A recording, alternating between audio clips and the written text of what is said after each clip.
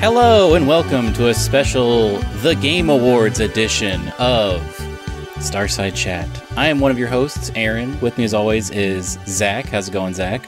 Good, because the Game Awards was awesome. It was, Kiwi put a Twitter poll out. He loves to do that. He's very active on Twitter. And he, after most shows, he will write like, hey, how would you rate this show? And I rated this show an A, and I think most people did. Yeah, I think it was better than pretty much any of the Summer Games Fest shows, that not just the main Summer Games Fest show, because that show was rather disappointing, but even the Microsoft and Nintendo ones. I think this was a way more fun show. It had almost everything. It didn't have a one more thing, unfortunately, but I mean, it did have my first thing, which is the one more thing needed to be Silksong, and then it would have been a home run for sure. That would have been great. Silksong or Tears of the Kingdom. It's so hard not to call it Breath of the Wild too. Yeah, I know. I'm still doing it. We'll talk briefly about some news, but then we'll just kind of go into Game Awards talk. We got to cover it all. Yeah, it's going to be a big show. So first off, there is a free DLC coming to Elden Ring. It is a multiplayer Coliseum type of a thing. So I think this is already out by the time we're recording this. So people are into it, I guess. But I'm not super into the PvP stuff. So I don't think this will get me to come back. We were thinking that maybe there would be an actual story-based DLC coming that would get announced or shown off during the Game Awards, and that didn't happen. They briefly referenced it during a speech that we'll get to, but did you ever invade people when you played Elden Ring?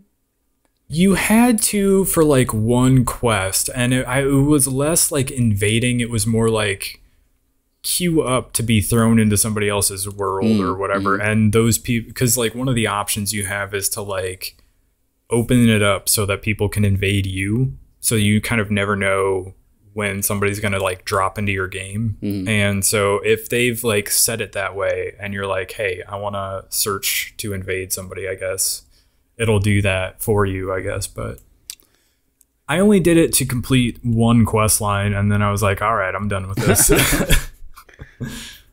But I still say that what's it called? What was that hacking game?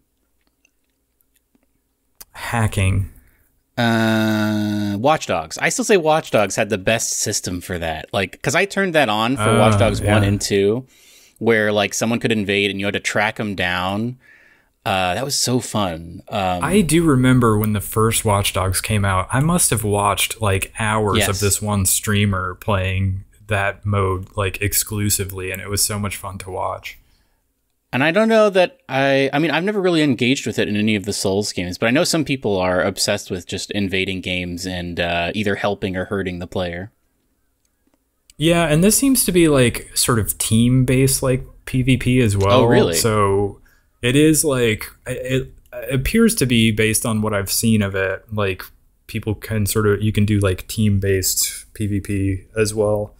So that's interesting, I guess, if you want to watch that, but I don't have any desire to necessarily come back to the game for PvP, since PvP was not why I was there in the first place. But yeah. But yeah, I know people loved PvP in Elden Ring when it was initially launched. So CD Projekt Red, which we'll talk about later on, there was a story that came out that said they scrapped the multiplayer mode they were going to put in for 2077 and are just kind of focusing on, I guess, optimizing the game and moving on to the next one. I really don't know what multiplayer mode would have been. I guess just trolling around together and doing weird duo missions, but I'm fine with it not having multiplayer.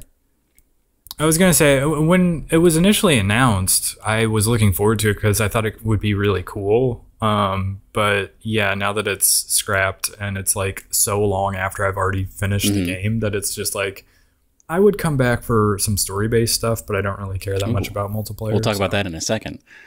Grime, which you had, we're kind of running through all these newses so we can get to the Game Awards, but Grime, which you have fully sold to me, I will be picking it up when it gets to Switch, is possibly coming out on December 15th, apparently.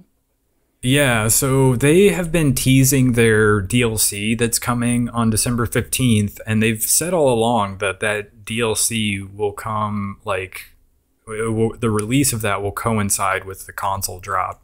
And they did, I think, tease earlier this last week that it was going to be coming to PlayStation and Xbox on December 15th. So they didn't say Switch, but I assume if it's coming out on the other consoles, it would come out on the one that we initially knew it was going to release on. That would make sense to me. So I would say look out for a hot drop of Grime complete with a new DLC on consoles on December 15th.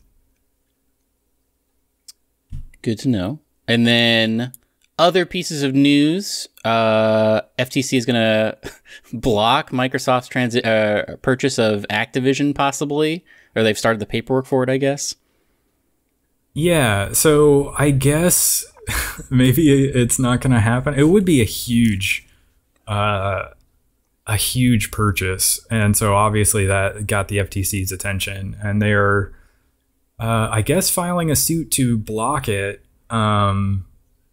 I still think it would be insane to see games like Call of Duty and like World of Warcraft and all of those Blizzard properties becoming like Xbox exclusives potentially. And that was sort of the big question mark, was like, Call of Duty is such a huge game. Like, can that be allowed to go exclusive for Xbox? That would be crazy. And Microsoft has claimed that they were like trying to get Sony to like agree to terms of like a 10-year, like, this is going to be multi-platform for the next 10 years. I don't know where that sort of went, but it's an interesting case. And I guess if they can't purchase Activision, like, what's going to happen to Activision? Good question. Everyone's not too keen on Blizzard Activision right now. Yeah. So it'll be interesting to see where this goes. I think this is just kind of like a step one in the proceedings. So keep an eye out for that, I guess. And then Xbox announced that their first party games for next gen, or I guess current gen consoles, are going to start to cost $70, which is kind of crazy. But also Xbox has Game Pass. So like, are people even buying these? Especially when, like, do you think Starfield is going to be a Game Pass game? For sure. I'm confident that will be a day one Game Pass game. So, I mean, I get it, I guess. Yeah, I mean, they were holding out. Like, Sony took a lot of flack for like raising prices to $70, but now, like, as we're seeing, like, obviously Microsoft is having to do the same thing. Yeah. Nintendo has not done that or indicated that they would, but I guess it makes sense. That's the new console generation. You got supply issues and all of this other stuff going on, and just like inflation.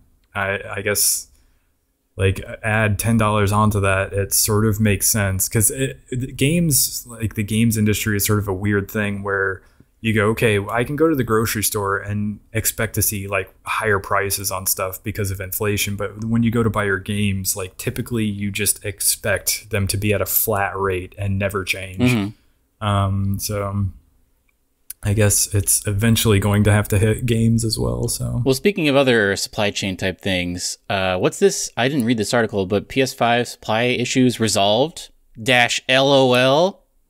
I put the LOL in there, but yeah, PlayStation head Jim Ryan is saying that the PS5 supply issues are now quote unquote resolved, and apologized for like stock shortages that they've been experiencing basically since the console launched. Now, I don't know about you, but I did a quick check around the internet on Target and Walmart and Best Buy and Amazon, and it appears to still be all sold out, which is why I wrote LOL. I will believe that supply chain issues are no longer an issue when I can walk into a Target and see one behind a case that I can just point to and buy. Now, anecdotally, I will say, hopefully my parents don't listen to this podcast, but my dad said he was planning on getting my mom a PS5 for Christmas. And I was like, good luck with that, especially right now, as we are a couple weeks away and this thing is sold out everywhere all the time. And I had to follow a Twitter account for months on end before I finally got mine. But like, I did send him some links. I was like, this is some stuff you can check. And like the next day I was like, having any luck? And he was like, oh yeah, I logged into Best Buy, and they were like, hey, you can reserve this and pick it up at Best Buy. I was like, what? So I guess you can just go online to Best Buy, sign in, and be like, hey, I'm gonna pick up a PS5. Which, I mean, that's surprising. Surprising, yeah. Now, our friend from work did send us like a snap at one point of like a large pallet full of PS5s.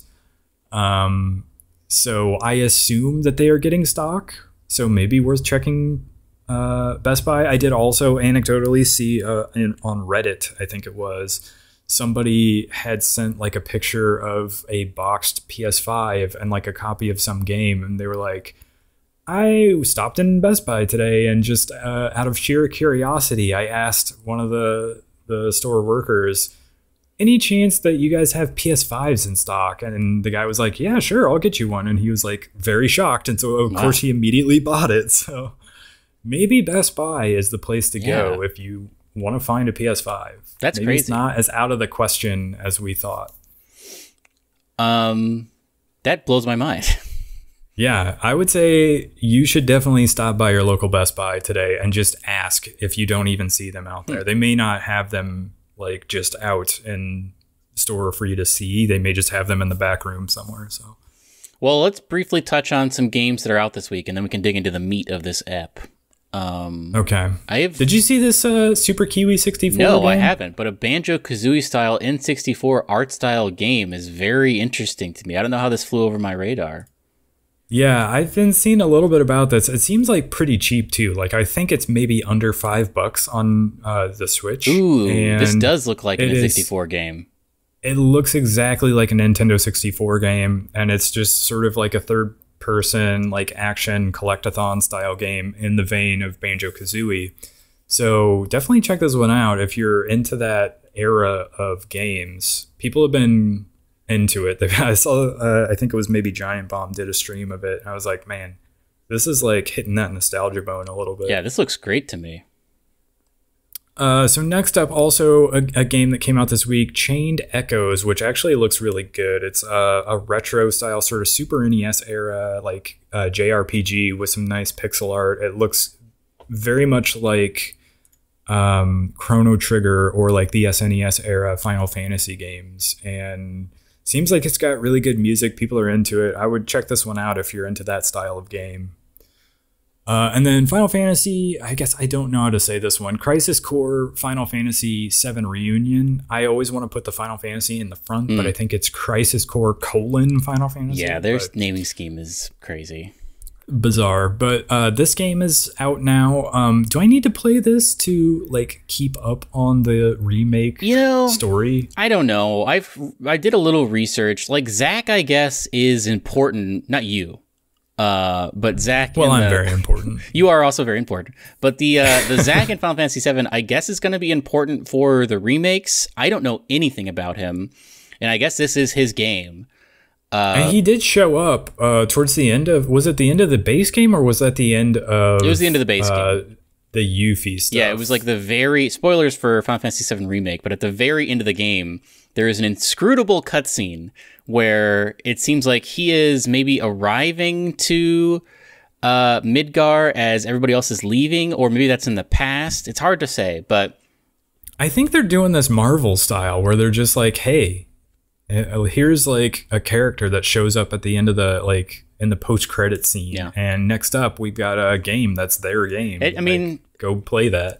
I in the base Final Fantasy VII game that came out when we were in like elementary school, Zach was not really featured. He was like a name they said, and you saw a picture of him one time. So I don't know. I mean, I think at this point I'm leaning towards just watching a recap of this if I need to, or watching someone's YouTube essay on it, because I've heard it's like a lot of it is just upscaled, and like it plays well, but also it is very much a game of its time. So yeah, I have heard that this is basically just a remaster of the PSP game, and not like a full-on remake. Apparently the old one had some amount of voice acting, but it was like pretty okay. This one they replaced Zach's voice actor with someone that people are not into, and I have not really heard a lot of it. Yeah, apparently the new voice actor for Zack, it's not. I mean, I'm sure he's doing the best he can, and maybe it's just a direction he was getting, but it could also just be fans not liking change. That's also true. Yeah.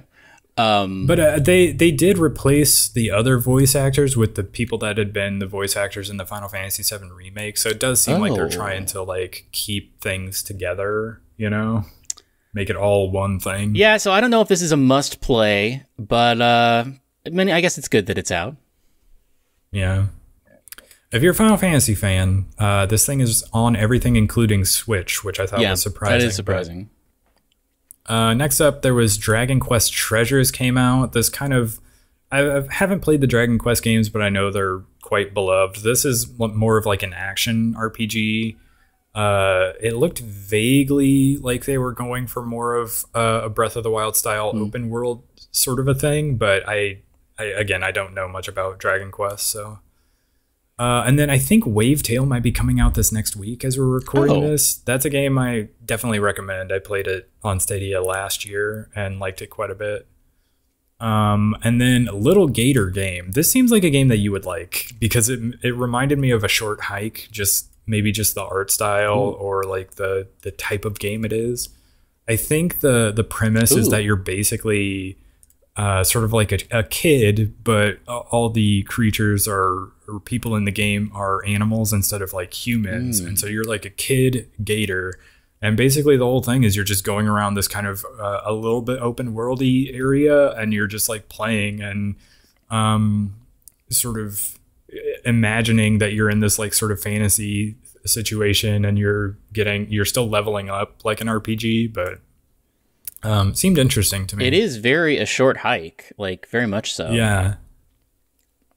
I don't know if it's the same developer or not. I don't know. I'm guessing no, but yeah, it seemed like a game that you would like. Yeah. So, but let's get into it. Let's get into the Game Awards. Do you want to run through the Game Award winners first and then go into like all the reveals and everything? We can. I mean, a lot of these are not going to be interesting to us, and we can briefly touch on them. There's two, I think, that really stand out that we'll go to in depth. The first and the last one. But yeah, let's run through these. Best mobile game, Marvel Snap. I think we both called that. Yeah. I don't remember actually our predictions, but I think one of us said Multiverses would win Best Fighting Game. I think I got a lot of these right. Esports there was maybe only a couple that I didn't know. And then I like that you just put esports stuff and you don't even have the winners. I didn't track all of that. No. Best family game, Kirby. I think we both said that because it's a great game and we thought that Mario Rabbids was just a little bit too complex for a whole family to get into. Yeah. Best performance. Well, let's save best performance and best game for when we get into the meat of this show. Best indie debut, Stray, which I was surprised by, but people like cats. I think this was more of a sign that people maybe hadn't played the other games. Yeah, that could be. Because Norco, I feel like I was so sure Norco was going to win. Well, so I read an article, I think it was on gamesindustry.biz, and it was some guy who had he said he had experience working in or being a judge for 50 different award ceremonies. Yeah. And he was there's basically 2 or 3 different ways that you can run an award show. You can either have it so that it's based on a panel of journalists, and maybe you have 100 of them. And there was one time where he ended up being the deciding vote for, and he picked some horror game because he happens to like horror games, and so it won by 1 vote. And he was like, well, that's not an ideal method, because what if the journalist was a different person who just didn't happen to like horror games? Is that fair or not? Or you can do audience and fans who vote on it, but then you have situations a little bit like this. But his example was back when Fire Emblem Awakening came out, which is this beloved Final Fantasy Fire Emblem game from the 3DS era that is still hard to find, and it's very expensive when you do find it because of how beloved it is. That was sort of up against this Assassin's Creed game that rated a 7 out of 10, and the Assassin's Creed game ended up winning, and like the people he talked to was like, I'm pretty sure not many people played the Fire Emblem game, and that's why Assassin's Creed won. So like that's also not an ideal way to do it. And he was like, well, the third way to do it is have like, 50% of the vote made up of journalists and the other 50% made up of fans. And that also doesn't always work out because sometimes you get sort of the worst of both worlds there. And so there's just not an ideal way to do an award show. Yeah. And I thought it would be, was Vampire Survivors in this? Yeah, I was so sure it was going to be Vampire Survivors or Norco, and neither of those won. Yeah, and I can only assume that that's because not enough people played Vampire Survivors, and it may be if you're just like seeing it, it doesn't look particularly compelling. Whereas Stray was like maybe the most mainstream of all of the indie games this year, and it did also get nominated for Game of the Year, which I did sort of call that if this is the only indie game represented in those nominations, that's what people are going to pick. How crazy that it was nominated for Game of the Year. That's still crazy to me. And unjustly, I think. Like, here's the thing. Everybody that played Stray liked it, but it was nobody's favorite indie game of the year. Yeah. Very weird. At least as far as I can tell from what I've, heard. Nobody seems to like it that much. But something else I got wrong. Best adaptation went to Arcane, the League of Legends show on Netflix. I was so sure it was going to be Edge Runners. But I guess people are really into League of Legends, which I guess I knew that, but Yeah, that makes sense now that I think about it. I think when we were doing the podcast, I was also so sure that it was going to be Cyberpunk, but League of Legends is a juggernaut when it comes to like esports and just like Twitch streaming. So I guess we should have known that. But best narrative, God of War. I think that's fair. Yep. Best art direction, Elden Ring. I think that's also fair. Yeah, those two made the most sense to me. Best narrative, God of War, and art direction, Elden Ring. Best VR AR was Moss Book 2, which I'm okay with. I remember back in the day when Moss came out, people were like, oh, this is a pretty good game. I was surprised it was not the Among Us VR, because I feel like that got more saturation, that people played it more. Yeah. Best sim strategy was Mario Rabbids, which I'm good with. I think we both called that. Yeah. Best community support. People love Final Fantasy 14, so I'm not surprised it was Final Fantasy 14. It's unsurprising. People are all about it. Games for Impact, As Dusk Falls. I had not heard of most of these games, so I don't really understand this category, so I don't care. Best Racing, Gran Turismo 7, which is whatever. Best Multiplayer Game, Splatoon 3, which I was surprised about.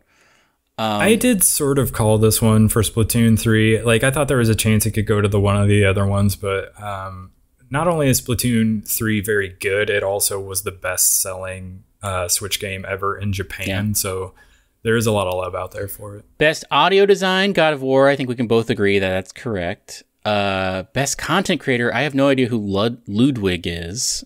Me neither. Most anticipated again for like the third year in a row, Legend of Zelda Tears of the Kingdom. Yeah. Action game, Bayonetta 3. I think that's great. Best Score, Music, God of War. Also the correct answer, I believe. Also very good, yeah. Innovation and Accessibility. I knew God of War was going to get it because I watched that little Vidoc they did on all of the things they did for accessibility. And I was like, oh yeah, there's no way they're not going to win this. Best Role Playing. I didn't see that. I should check it out. It's crazy how much they put a lot of work in making it able to be played by as many people as possible, and it was very cool. Well, and we even talked about, I think last week, about how like you can play this thing on like the story difficulty mode and still get all the like trophies. Like, I think that's a really good, like, smart thing to do. Best role-playing game, Elden Ring. I think that's a good call. Makes sense. Player voice, Genshin Impact. I think I did say this was the case because I know Genshin Impact, people love Genshin Impact. But I don't remember if I got that right or not. Independent game, Stray, for some reason. That's fine. Best action adventure game, God of War. I'm into that. Best ongoing game, Final Fantasy 14 again. Best game direction, Elden Ring. Game of the I don't really know what best game direction means. I also don't know what that means, but because I thought for sure this would go to God of War because it's a little bit more of like you can see the director's hand working. That's a good point. Through it because they have to sort of guide you through it and they have to direct the performances, I would assume, but maybe I just don't have an understanding of what that means. Yeah, maybe I'm thinking of it too much like the movie director and I should think of it in a different way. Who can say? I think it could have gone to either, really. But Game of the Year, I think, was always going to go to Elden Ring, just because, I don't know, like God of War definitely is a great game, but Elden Ring There was a moment during this show when like I started seeing all these wins for God of War Ragnarok where I was like, wait a second, does this actually have a chance? Is this going to like sweep its way through Game of the Year? But no, like my gut feeling that it was going to Elden Ring like all year long ended up being the right call. So before we get into all the reveals, because there's lots to talk about, let's talk about the two weird things that happened. Yeah, I do have like some other notes down at the bottom here if you want to look in our show notes about just weird things that happened. So first thing that happened, Jeff Keighley was like, thanks for being here. This is great. Here's Al Pacino for some reason.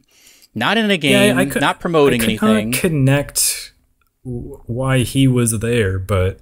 I don't know why. I don't know how this happened, but he shows up. He is... like, I don't know. At one point, he's like, I can't really read the teleprompter, so I'm just going to wing it, I guess. Well, and he also said that thing that every actor that they get to do these, like, game presenter gigs, they all of them say... It might surprise you to know this, but I don't really play many games. Yeah. It's just like, well, nobody thought that Al Pacino is sitting at home playing on his PS5. Yeah, it was weird. So that was whatever. He talked for like 5 minutes, and it was weird. And then he was the one that was going to announce the performance of the year. And it was Christopher Judge, who I love. I think we both love as Teal'c from Stargate. A great guy all around. He seems very cool. He's always dressed impeccably. And then he gave a like 15-minute long speech to the point where so long. They had to play him off, which I've never seen at the Game Awards. Not normally something they have to do at the Game Awards. But he kept talking on and on and on, and it was very slow at first. It was like a word or two, and then he would pause for a little bit, and then he would say like another couple words, and then he would pause for a little while. And it's just like, it wouldn't have felt like so long if he had been a little bit faster with what he was saying. Now, I didn't hear a lot of this because I think I've talked about this on the podcast before. I like watching the Game Awards, but I don't really like watching people get very emotional and like crying because they're so happy and stuff. Like, that's fine to look at, but it for some reason makes me uncomfortable. So I had this muted for a while, and I was like, okay, this is happening for a while. I'm gonna go to the bathroom. And I came back and it was still happening, and I was like, well, that's kind of crazy. I guess I'll go get some snacks for this. And then I came back and it was still happening. I was like, man, I need to unmute this and see what's happening. And he was just talking about random stuff. He at one point was like, man, this thing happened. Well, I guess I can't really tell you about what happened, but man, it happened and it was crazy. And it was weird, but I mean, I'm all about Christopher Judge. I think he's a cool guy. I don't think he's ever been like... I don't think he's ever had any controversies or anything. He's just like a cool guy who was Teal'c for a long time, and he's just a cool guy. And so I'm all about him having his moment. Yeah, I like Christopher Judge a lot too, and like we've gone on record as saying if they do a God of War like TV show or movie, they should definitely just like have him work out and get in really good shape and take the role of Kratos. But it would be great. The other weird thing. So the show goes on. I don't think there's any more too weird thing. There was a crazy flute guy that people are all talking about. Crazy flute guy. He was cool. He had a weird flute that turned around, which I think is probably some other kind of instrument I don't know the name of. Or maybe it's just a flute that's weird. But at the end of the show, Elden Ring won. And everyone, the people for Elden Ring got up, the developers and their translator, and also a kid. And I remember watching it and being like, man, who is this kid? I wonder if he like won an award to be at the Elden Ring premiere or something, or he is some sort of like savant, like what's the word? a wonderkin type of. He's had a crazy life where this kid like grew up in Japan. He's not Japanese though, and he is like a crazy programmer who is just like such an integral part of the team that the director was like, "You got to get up here with us." That was not the case. Yeah, he is some dumb guy, I guess. Have you been following the reveals of who he is? Teenage prankster. The only thing I saw was Jason Schreier had apparently done like a video chat with him and posted a picture on his Twitter page where he talked about what his name is, how old he is, and asked him some things in like Hebrew to see if he like would understand them. And supposedly he understood a question enough to like respond to it, but then he like later pretended like he didn't understand Hebrew. So I don't understand what. So he got up there what info we actually got out of that. I think he was using a fake accent because I don't think he's actually like French or whatever. But he got up there. He politely waited until they were done talking, and then you could see him looking up at the monitor to make sure he was like in frame behind them. So he gets up. So they depart. The Elden Ring people are like, "Thank you very much." They start to leave. He takes his moment, gets up, and he says something along the lines of like, "I want to dedicate this award to my Orthodox rabbi, Bill Clinton." And then a bunch of people descend on the stage and start pushing him off. And then Keeley gets on and is like, "Hey, pretty eventful show, right? Well, thank you. We're going to be at the orchestra next year." So initially people were like, "Oh, this is like, this is a bad thing." Cause like, he's like talking about anti-Semitic stuff. Maybe it's like cause I guess this guy was previously on InfoWars, which is that like far right talk show. But as it turns out, he's just like I think he's just like a dumb little rich kid who's like this 15-year-old kid who I think is kind of like a latchkey kid, or at least is not getting a lot of supervision from his family, I guess, because he has done this a lot of times, I guess. He has, he was at like a basketball game at one point and he got on stage, and there was also some sort of press conference where people were answering questions and he just like got up and started shouting stuff. And I think he's just a dumb little kid who likes to have internet clout. He's like a 15-year-old kid who lives on the internet and is just like a little rich boy who likes to like impress people on his Discord server, which is kind of a bummer. And I'm assuming they're going to have stricter security things next year, but it was a weird thing. I assume that like next year they'll have like security guards standing at the base of the stairs going up to the stage to just be like, "Okay, did you get up with the devs or were you some random person who walked down?" I'm so curious to know like what was going on in the control room, because like I'm sure they had like a breakdown of what was going to happen at some point. Like, this is the winner, so make sure the camera is at this place and you'll see all the winners, and then they're going to follow them up. So the people directing must have been like, "Who is this person in the back? What's happening right now?" And like, I don't know what the process, if they were like, "Well, he's giving his speech and we don't want to interrupt it, so let's just wait until the end." But they didn't catch it just enough in time, or if they didn't realize until he started talking. Like, I really want to know. I think they did not know what was going on, and they just didn't notice that this random child like got up there with them, and they just like were so invested in like what the Elden Ring devs were saying and like what they were doing for their next shots that they just didn't even notice him there. And then when they were like, "Oh, somebody else is talking at the microphone, go back to it."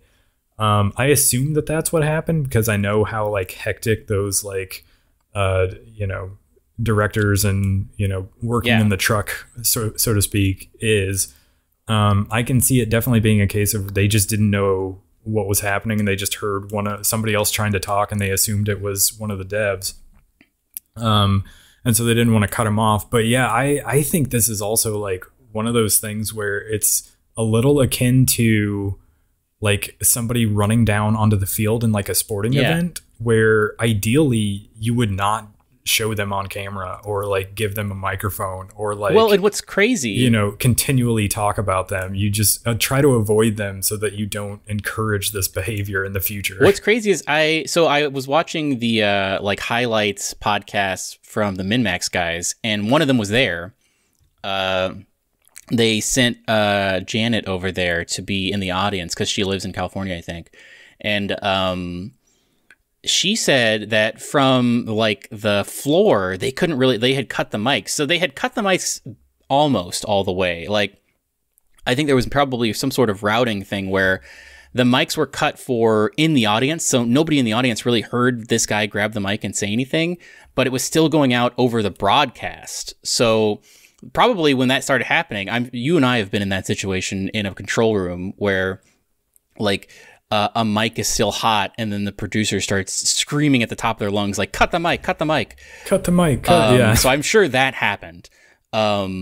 But just like an overall, just a weird deal happened. And for a while, I was like, oh man, this is nefarious. Like, because right when it happened, people were like, this is a bad thing. This guy is like super, he's like part of some like nefarious group. And some nefarious conspiracy theorist of some sort. And he's like trying to spread some like corrupt message and get people to like search for like bad stuff on the internet. And it's good that that is not the case, but it's not great that he's it's just not that much better. Yeah, he's just like some random 15-year-old rich kid who I feel like is the kind of kid who would like pay homeless people to fight and film it and put it on like TikTok. Like, it's that kind of guy. And it's a bummer that, I mean, I think a lot of news sites are doing a good job of not really giving him too much clout. Like, the headlines don't have his name, and a lot of the articles, you kind of have to search for like what his deal is, but you are seeing his picture a lot, which is kind of a bummer. And I'm sure he's loving, because he's 15, so he's not going to go to jail. But well, they did arrest him, but obviously I think he was released. Yeah, because he was able to do a like video chat with Jason Schreier the next day. They had an LAPD officer there, and I guess that guy took him and brought him to the station.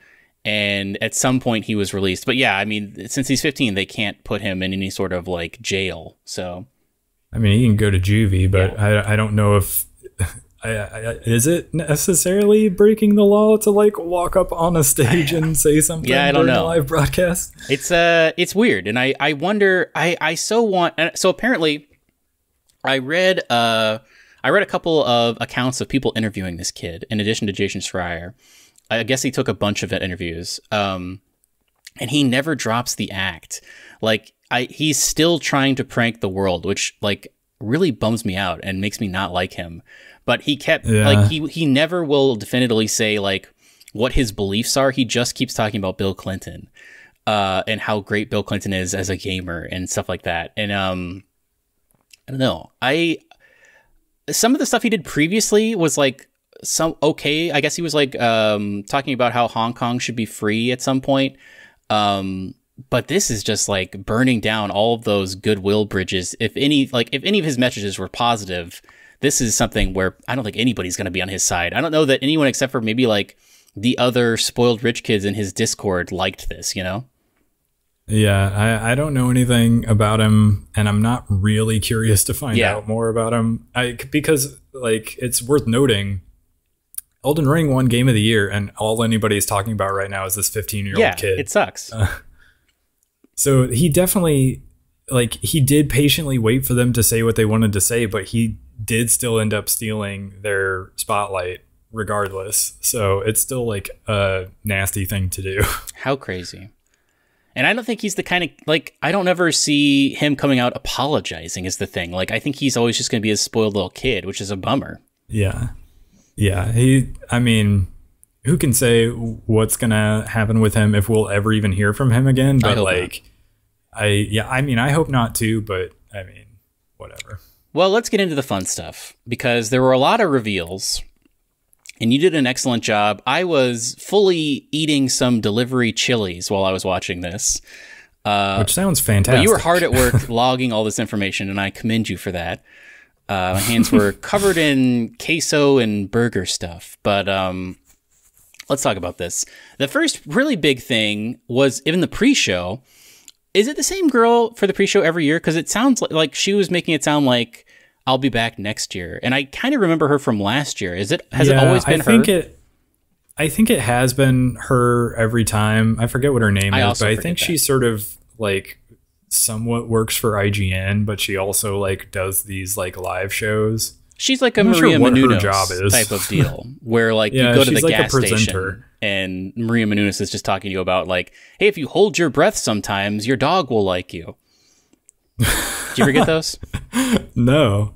GSTV, gas station TV, when you're filling up. Oh, yeah. It'll be like a 30-second clip where Maria Menounos is like, hey, I have a podcast. Also, maybe wear red on Fridays and that'll help you with your boss, they say. All right, goodbye.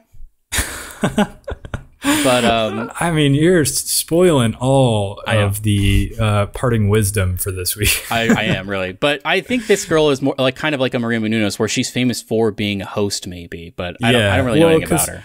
Like I said, I don't know if she's still with IGN, but she was there for a long time. She kind of had the like she did like the daily fix or whatever their video thing that they used to do all the time. But then you would also see her doing shows like the Game Awards. So I don't know what her actual job is, but yeah, she's probably just like presenter extraordinaire, and she just gets hired to do all of these like live shows. Coming out right out of the gate, Dead Cells, a Dead Cells DLC, and it turns out it's a cross promotion with Castlevania. It's Dead Cells Return to Castlevania DLC, which is crazy. Did you ever play Dead Cells? I feel like you did. I played it very briefly. So it came out the same year as Hollow Knight. Yes. And like everybody was talking about Dead Cells and Hollow Knight. And so I checked both of them out. But at the time, I was not super into either Metroidvanias or roguelikes. Yeah. And so I didn't spend very much time with either of them. And I do kind of regret that because, of course, now I'm very much into Metroidvanias. Less so into roguelikes, but everybody loves this game. It's interesting because, like, right after I finished Hollow Knight, I was like, I need more of this. And whenever you Google like games like Hollow Knight, Dead Cells does come up, but it's like a roguelike. So I don't know how similar. Like the things I like about Hollow Knight are exploring and expanding my powers and stuff. Whereas this is like a run based thing, even though you can get the weapons from Hollow Knight in Dead Cells. Yeah, they're doing a good job of like sticking with it and supporting it and adding more stuff. It's like the Fortnite version of like a roguelike Metroidvania, where they're just like adding, oh, here's the crossover with this property that you know and love. And so they're doing a good job of that. But I do wish I would probably play this if it were not a roguelike. A very good early reveal. And then Vampire Survivors coming out to mobile for free, I believe. You can just download it and play it on your phone. Is it free? I think so. Valiant Hearts 2, I didn't play 1 because it's a sad dog game and I don't really want to be sad. Returnal, coming to PC in early 2023. I've only heard good things about this game, and I don't have a PS5. I played it very briefly on PS5. I've talked about this before on the podcast, but I got my PS5 at a weird time when I was already in the middle of like 2 other games, and I just happened to get lucky and land a PS5. And so I picked up Returnal because that was like the game you would play if you had a PS5. But I didn't have much time to play it, so I only played a little bit of it. And my initial impression was like, if I could play this on PC with mouse and keyboard, I would probably play a lot of this. But that's good it is also a roguelike, so my enthusiasm for it is dampened a little bit because it is still run based. But I do think it is cool that it's on PC now. So. Then they had a Hellboy game, and I'm not really sure what this game is. At parts of it, it seems like it's going to be a third-person action game, but it might be more of a Telltale type game where it's more of a visual novel at times. It's hard to tell. Like it was unclear to me. They had a little bit about that Call of the Mountain, that Horizon VR, which who knows how many people will play that because PlayStation VR is like $800 or whatever. Yeah. It's the price of the console and actually more expensive. But. Atomic Heart, I'm interested in. I have to say, I might pick this up because I have been seeing videos for it forever, and it looks very unique. It's coming out February 21st. Looks cool. I'm definitely looking forward to it. I will definitely play it as well. Scars Above, which I feel like I've heard. I remember that name stands out to me, but I forget exactly. Yeah. It looks quite a bit like Returnal. Yeah. I believe there's even like a demo out on Steam right now that you can play. I haven't looked into it, but it seems cool. I'm curious to see more of this game. Maybe I'll watch somebody play it, but it's coming out February 28th. there's a new game mode in Among Us that I think is the reverse, where you're not trying to running away from a monster. Yeah, instead of trying to find the monster imposter, you are now running from the monster, which is interesting, I guess. I've never played Among Us. Is it basically that? What do they call those? Where it's like one. There's like a Dragon Ball version of it, yeah. And there's like the breakers. Or there's that. I always forget the name of it. It's like a 4v1 type of thing, or 1v4, where like one person is. I mean, the most famous example is that that Turtle Rock game that came out and kind of flopped. That was like from the developers of Left 4 Dead, where one person was a monster and you had to hunt them. Maybe it was called Hunt or something like that. Do you remember what I'm talking about? Yeah. What was that called? I don't know. It's a bummer that we don't know, because they spent a lot of time on it. Well, but what is that one that's like... Dead by Daylight? Yeah, Dead by Daylight. I can never remember the name of that. But yeah, I feel like that's the most famous and most popular version. Very definitely the most streamed, for sure. Yeah. So maybe this is just like a version of that in Among Us. Replaced looks great. We've always said it looks great. I don't think they gave a release date on it. It's just still coming out. I'm still curious. I don't know if they've said what type of game it is. Like, is this a Metroidvania, or is it more in the vein of like Limbo and Inside? Yeah, I think it's more. I think it's more of an Inside that has combat. I feel like it is going to be pretty linear. Street Fighter 6 coming out June 2nd. That's fine. Then the real show started. So after Street Fighter 6. Al Pacino came out, and then Chris Judge came out, and then half an hour elapsed, and then we got our first main show trailer, and it was a big one. It was, I talk about this all the time on the podcast, but I have my 3 secret pieces of secret sauce for a good show. The first piece of that is a thing that you don't know what it is, and then it slowly reveals itself, rack focus, or like maybe there's a music cue, and you realize what it is, and it's something you didn't expect, but you're amazed by it. And that is to the T what this first reveal is. It was a reveal for Hades 2, Supergiant's first sequel ever.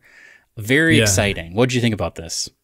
I think it's awesome. I liked Hades. I don't love roguelikes, so I didn't play as much Hades as most everybody else did, including you, I think. I think you played a lot more of it than I did. I somewhat beat it. Like, I completed maybe like 5 or 6 runs, but I think you can play that game for a really long time. So yeah. And they did a great job with like the characters and the writing and the voice work and all of that. And there's just like so much dialogue in it for a game that wouldn't ordinarily, like that style of game doesn't ordinarily have a lot of like writing to it, but people were really into it for the story and the characters. So I'm interested to see what they do with the second one. Also interesting that they are doing a sequel. Like when I initially saw it, I was like, Hades? Are they doing like a DLC? But no, it's like a full-on sequel. So I think that the main character in this, I believe, based on what I've read, and this might be speculation, is the daughter of Zagreus. So this is like jumping forward into the future? Yeah, and I think at one point in the trailer she says, like, I'm coming for you, Dad. You just gotta wait. So she might be trying to like get... And the other thing about this, this is my speculation, is the whole thing with Zagreus, the reason it was a roguelike, like in the fiction, was he would die and then be reborn at the beginning. And that's why it was happening over and over again. But I gotta say, the villain in this is Kronos, and so I feel like the reason that it's gonna keep getting reset is not that you die, it's that time reverses. And it's gonna be all about time. And so I think in the fiction of this, it's not going to be like you're waking up in a pool of blood anymore. It's going to be like time reverses. And it also seems like your main ally is like some witch person who is cool. A lot of witches this year, I guess. But I'm into this 100%. I will buy this day one. I think it's going to be great. I loved the art style of the first one. Loved all the characters. Loved the gameplay. I played it a ton. I was obsessed with it for a while. Not as much as some other people, because again, I only completed like 6 runs. But I'm all about it, and it was a great first reveal. Keighley, no leaks. Also, this is on nobody's radar. Yeah, I don't think anybody saw this one coming, so it was a very good first reveal, and I think I will also pick it up day one. And then right after that, it was a 1-2 punch of really crazy stuff. Hades 2, and then right after that, they revealed Judas, which is Ken Levine's game. the creator of BioShock, a long time ago, he was like, "Oh yeah, I'm working on something truly revolutionary." He called it like story Legos or something. Oh yeah. Or narrative Lego Legos? blocks or something like that. Yeah. But I don't know if that's this, but it is very much in the vein of BioShock. It looks like you have a hand that is like doing crazy things, and then you're running around doing stuff. But it looks kind of like a futuristic, almost cyberpunky version of BioShock because she has like this. Yeah, it's in space, and she has this like what appears to be like an implant in her hand where she can like swap things out, and then she's like throwing fire or whatever. I'm all about this. I when BioShock Infinite came out, I picked it up at midnight, and I played it almost entirely in one sitting because I was just so captured by the story. I played until like 6 or 7 a.m. when it was fully light out, and then I went to bed for a couple hours. Then I went back and I just like sat back down and finished it because I was just so, not to pun intentionally, but I was so enraptured by it. The first BioShock I also was pretty interested in. I never played BioShock 2 because it was not like, I mean, I guess it is canon, but it's like kind of a weird secondary canon. But I also never played the DLC for Infinite where you go back to Rapture and like another reality. But I'm all about this. I think it's going to be very interesting. I'm excited to see more. I really want to know I feel like there's going to be some sort of gameplay twist that we haven't seen before, but it remains to be seen. Yeah, the only one I've played, the only BioShock I've played is Infinite, and I keep meaning to go back and at least play the first one, especially now that we know there's a TV show coming. I feel like the first one is ripe for a remaster, because that came out right at the beginning of the 360, I feel like. Like, it's a pretty old game. Yeah, that is pretty old. I know they've like re-released it. Like you can even play that on Switch now, but yeah, it probably would be a good game to do like sort of the Dead Space style, like full on remake of, where you basically just bring it up to a modern standard. But now I've gone on record as saying I love Bayonetta. I haven't played the third one yet just because I'm playing a ton of other stuff right now and I haven't beaten God of War yet. Bayonetta 3 looks great, though, by all accounts. They revealed Bayonetta Origins, which my hot take is that it looks bad, and I'm not interested in it. It looks like a completely different style of game. Not really about Silas action. It's more just like, seems very linear, and I guess technically Bayonetta is super linear, but it's like kind of isometric, and you're just kind of going around. I don't super love the art style, and you're playing as Bayonetta as a kid, I think, but it's coming out May 17th, so I mean, it's fine. If people are really into like the lore of Bayonetta, maybe they'll like it, but I don't think it's for me. What did you think about this Destiny 2 Lightfall trailer?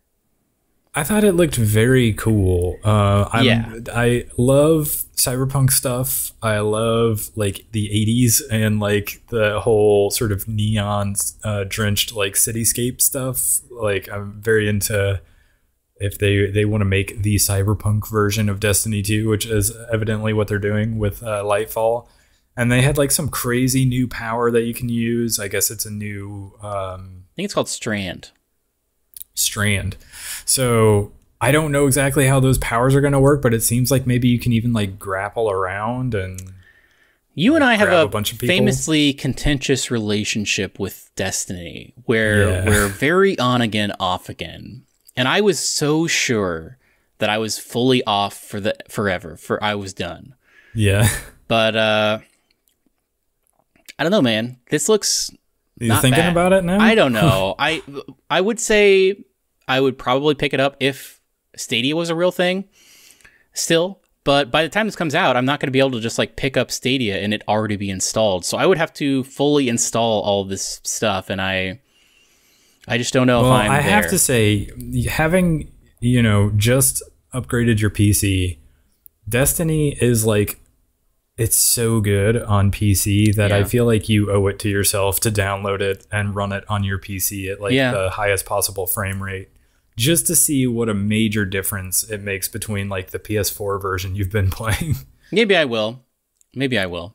It's mind-blowing the difference that it makes running it on PC hardware versus the PS4. Do you think you're going to pick this up? I don't know. I'm with you where I have gotten to a point where I was so sure that I was done with Destiny. Like, I even tried, like, a couple months ago, I think they had, like, the latest DLC for free for a little while, and I tried to jump back into that, and I was just like, yeah, I don't know. It's not grabbing me. And so I couldn't do it. I ended up, like, dropping it and have not really looked back, and I thought, at that point, I was like, for sure, I think at this point, maybe I'm just done with Destiny. Yeah, but I agree. But that Lightfall looks very good. So I don't know. It's going to depend on when it comes out. I don't remember if they had a release date for this. I didn't mark it in our notes. I think they did. I think it's sometime in February. So that's going to be a trouble. The fact that it's dropping in February when there's so many other things coming out at that same time. So it could be a situation like the last DLC they had for Destiny dropped like right around the time of Horizon and Elden Ring, and I was like, yeah, I'm not doing this, Destiny. Like, you're not going to rob me of those games. So I don't know. It didn't happen. Yeah, I don't know if we'll report back on this, but I guess we'll see. The next thing they showed was another elongated sequence from Suicide Squad, which got pushed back, delayed. And this was all about revealing that an evil Batman will be in the game, voiced by the late Kevin Conroy, who voiced him on so many different things. And it was basically a trailer being like, hey, this is his last time voicing Batman before he passed, so get ready for that. Which is fine. I don't know that I'm going to pick this game up. I'm not super into, like, DC stuff. Yeah. I liked Arkham Asylum a whole lot, but I don't know. Party Animals, I don't think we really care about.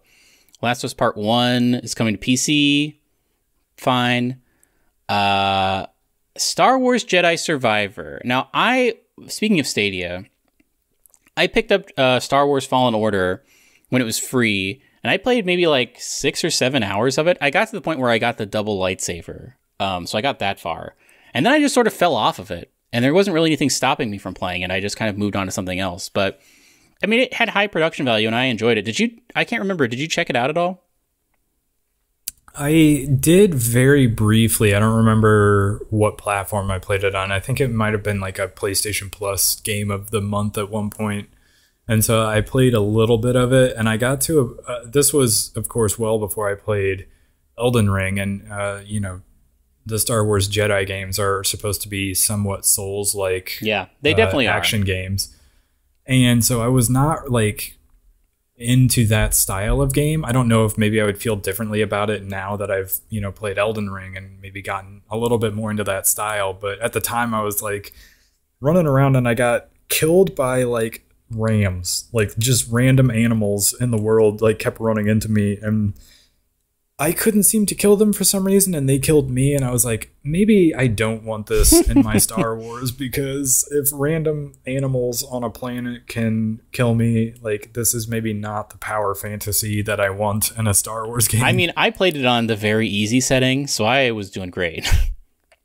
Maybe that's what I should have done, but I did write one line down from this trailer because I thought it was so stupid. The line I wrote down was, he's like facing down these two villainous people that obviously are there to like fight him, and they said, remind his kind why they're supposed to be dead. I was like, who wrote this? It was just such a stupid line to me that I wrote it down for some reason. And they had the guy there, so it was really weird, actually. It was just like a full stage thing where they like pulled the stage up, and there was a real life tank on stage for some reason. And then the guy who plays the main guy walked out, and he was like, hey, what's up? I got this lightsaber, and pretty cool, and just looking forward to it. Goodbye. And then he left. So EA probably paid some money for that. But that's whatever. I mean, I think that people are into these, I guess. I don't know. Yeah. Even though you and I have not gotten into them, they are well liked. Yeah. So I'm sure this game will do fine for them.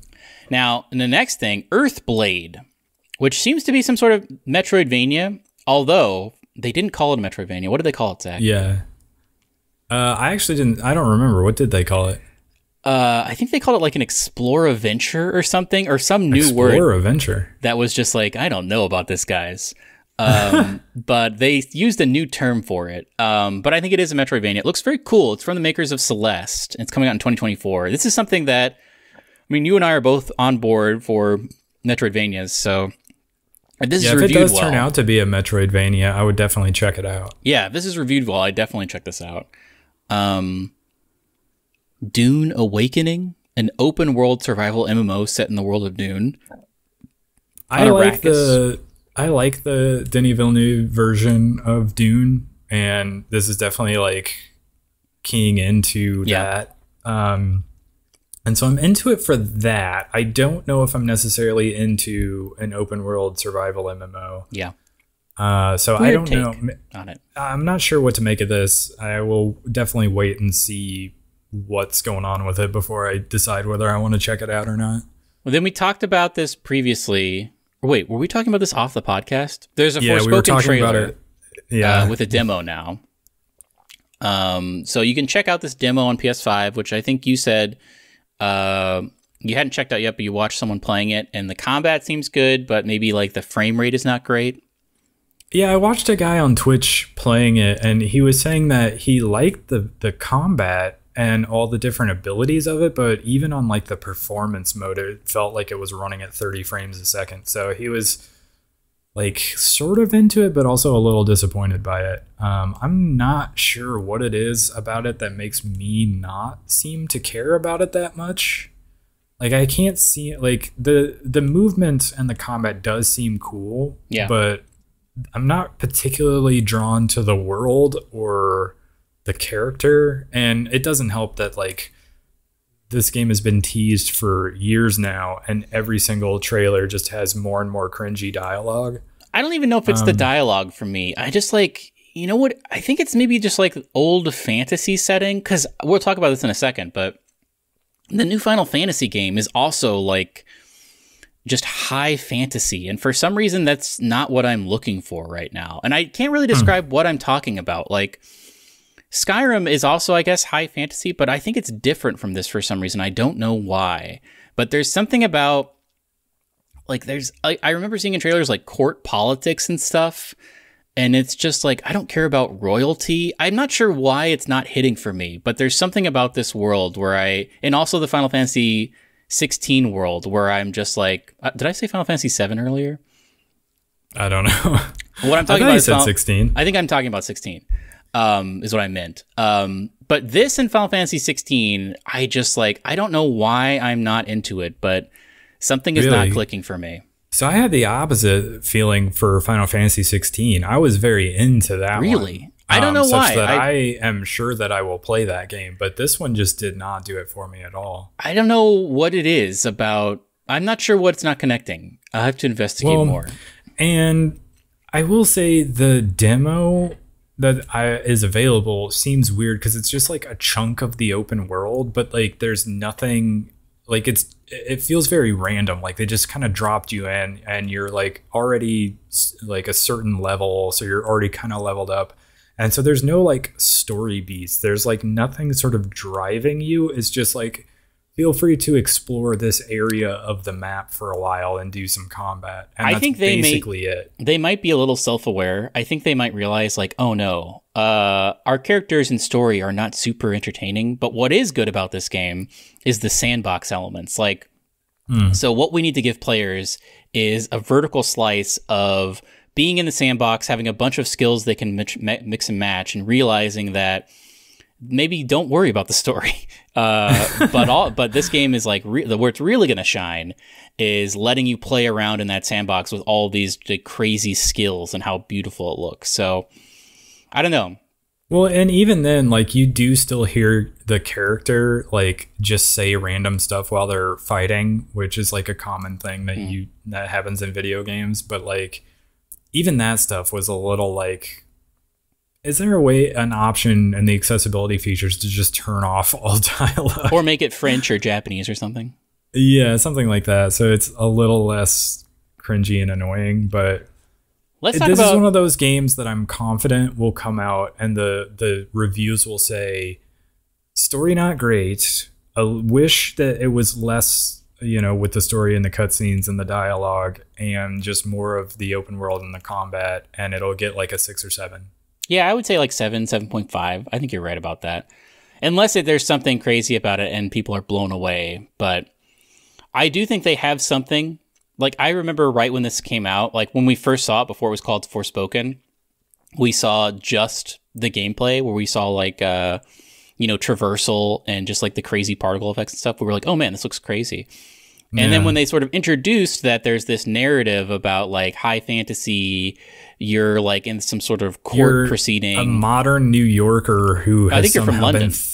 Been thrown. Oh, I thought you were from New York. Maybe I thought she has a British accent, doesn't she? I don't think she does. But then you're like thrown into this like weird fantasy setting.